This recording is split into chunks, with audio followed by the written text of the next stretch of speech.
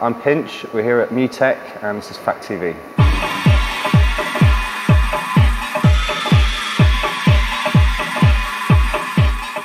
In a lot of ways it's been a transitional year, not just for Tectonic but for myself and a lot of projects that I'm involved with.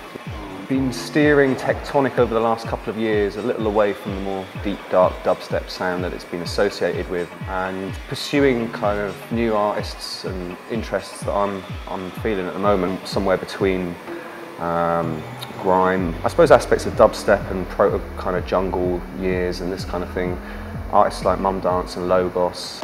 In parallel to that, I've been developing and building up my new label, Cold Recordings, which is debuting a lot of new young artists, again, in this sort of spectrum field between techno and some other more kind of UK-centric sounds. I take a lot of pleasure from escapist music. For me, you know, that was what dance music was about. It's like out from the normal world into the abnormal and the otherworldly kind of state. I sound like a bit of a hippie, but hopefully you know what I'm talking about.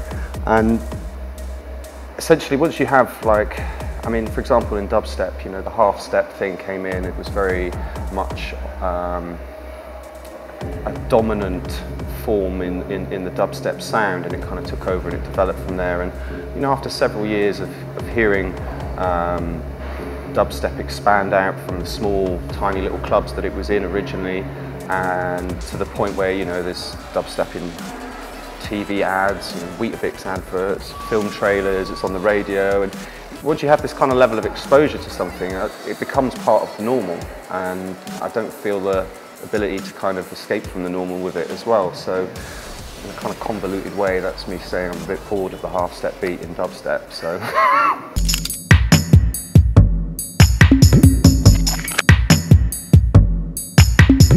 The album I've been working on with Adrian Sherwood is, you know, it's been a long process. We've actually written quite a load of songs. We've written about 20-25 songs at the time, and I've always had this feeling that with albums it's important to not just create a good impression, but to give a kind of a complete picture, a story.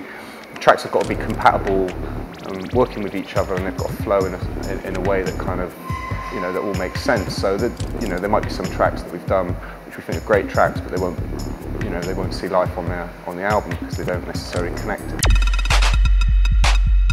The reason I'm here in Mutech is because I'm performing live for the first time by myself. So it's the first time I'm kind of presenting some new sounds in a live format rather than DJing. I think it was a good opportunity for me to test myself a little bit. 9-10 years DJing on the road, and you know, you can do it drunk, blindfolded, upside down, and it's cool, but sometimes you need to push yourself and have a little challenge. So I've been absolutely bricking myself about this live set, and I guess that's good for your soul. So it's Ableton based, and I really like the kind of sort of aspect of live dubbing parts, and there's a lot of loops, triggering that with a controller. I've got a little mixing desk, a couple of analog pedals. And the sonic is all running at 128 BPM, so it's in keeping with a lot of the things that have been interesting me and I've been releasing on the Cold and Tectonic labels.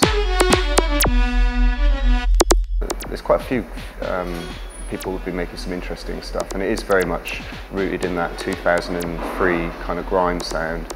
And it's crossed over to the States with producers like Rabbit. And for me, it's good because for a little while it gave me an excuse to play grime and dubstep at a time when people were kind of like, dubstep's a dirty word now. And so when anyone would ask me if I was going to play any dubstep at the end of the set, I'd say, no, I'm just going to play some grime and it'd be fine. In a way, it's kind of sad that it wasn't picked up on more first time round. I mean, for me, grime, instrumental grime was something that I would play in the early days when I was, you know, for me there was a crossover between the sounds of